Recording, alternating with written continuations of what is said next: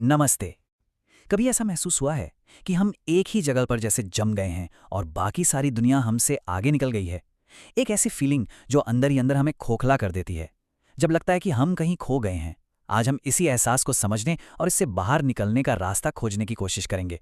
एक बहुत ही गहरी बात, सब कुछ बिखर रहा है, सपने, उम्मीदें और मैं खुद। ये आवाज़ है उस गहरी निराशा की, जब ऐसा लगता है कि कुछ भी हमारे हाथ में नहीं रहा, सब कुछ फिसल रहा है। देखिए, ये सिर्फ रास्ते में खो जाना नहीं है, ये तो एक अंदरूनी बिखराव है, जहां इंसान को अपना वजूद ही टूटता हुआ महसूस होता है। और ये जो एहसास है ना, ये कई शक्लों में आता है। कभी पढ़ाई में मिली नाकामी, कभी अपनों को निराश करने का बोझ, तो कभी अपनी ही नज़रों में गिर जाना। पर सबसे मुश्किल घड़ी तो तब आती है जब मन ही कह देता है, बस अब और नहीं। और यहीं सबसे बड़ा सवाल खड़ा होता है, जब मन ही हार जाए तो कोई जाए तो जाए कहाँ? जब लड़ने का हथियार ही हाथ से छूट जाए तो कोई जंग कैसे जीते? तो अब चलिए नजरिए को थोड़ा बदलते हैं। क्या हो अगर ये जो संघर्ष है ये हमें तोड़ नहीं रहा बल्कि कुछ नया गढ़ रहा है। मतलब एक बिल्कुल अलग नजरिया कि आप हार नहीं रहे हैं, आप असल में सीख रहे हैं। ये वक्त आपको तोड़ नहीं रहा, ये आपको एक नया आकार दे रहा है। तो ये जो मुश्किल दौर है ना, ये विनाशकारी नहीं बल्कि रचनात्मक है। और जानते हैं, ऐसा महसूस करने वाले हम अकेले नहीं हैं। सोचिए, महान योद्धा अर्जुन, कुरुक्षेत्र के मैदान में उनका भी यही हाल था। उनके हाथ कांपने लगे थे, धनुष हाथ से छूट गया था और मन पूरी तरह डगमगा गया था। इससे पता चलता है कि बड़े से बड़ा इंसान भी शक के घेरे में आ सकता है। तो फिर एक महान योद्धा और एक आम इंसान में फर्क क्या रह जाता है? फर्क सिर्फ एक चीज का है, चलते रहने का।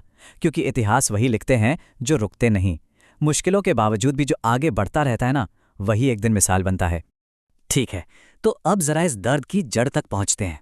आखिर ये सारी निराशा, ये अकेलापन, ये आता कहां से है? अक्सर एक सवाल है जो मन को खाता रहता है ना, कि क्या होगा अगर सब आगे निकल गए और मैं वहीं का वहीं खड़ा रह गया। ये एक ऐसी चिंता है जो हमें अंदर से बिल्कुल अकेला कर देती है। तो इस चिंता का, इस बेचैनी का एक नाम है, और वो है तुलना। इसे एक ऐसा जहर कहा गया है जो धीरे धीरे हमारी आत्मा को मार देता है। एक ऐसी आदत जो हमारी सारी ऊर्जा और आत्मविश्वास को सोख लेती है। अब देखिए, यहां पर ना दो रास्ते साफ साफ दिखते हैं। एक तरफ जब हम दूसरों की रफ्तार पर नजर रखते हैं तो हम अपना रास्ता ही भूल जाते हैं और खोया हुआ महसूस करते हैं। वहीं दूसरी तरफ जब हम अपनी दिशा, अपनी गति पर ध्यान देते हैं तो हमें तरक्की भी मिलती है और सुकून भी। सीधी सी बात है, हमारी यात्रा हमसे ही शुरू होती है और हम पर ही खत्म होती है। चलिए, प्रॉब्लम तो समझ आ गई। तो अब इसका समाधान क्या है?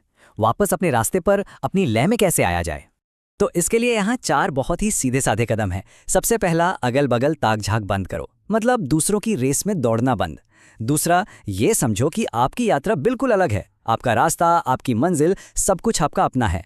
तीसरा, जो भी काम हाथ में लो उसे पूरी लगन, पूरे समर्पण से करो। और चौथा, जो कि सबसे जरूरी है, बस चलते रहो, रुको मत। यहाँ एक बहुत गहरी बात कही गई है कि अपना कर्म, अपना काम पूरी लगन से करो। कामयाबी मिलेगी या नहीं, वो बात की बात है, लेकिन इस कोशिश में आप कुछ ऐसा ज़रूर बन जाओगे जो इस दुनिया ने पहले कभी नहीं देखा होगा। तो फोकस नतीजे पर नहीं, कोशिश पर होना चाहिए। और आखिर में उन पलों के लिए एक बात, जब लगता है कि बस अब और हिम्मत नहीं बची, जब हार मान लेना ही सबसे आसान रास्ता लगता है, हमेशा एक बात याद रखनी चाहिए। हर रात सुबह होने से ठीक पहले ही सबसे ज्यादा काली होती है।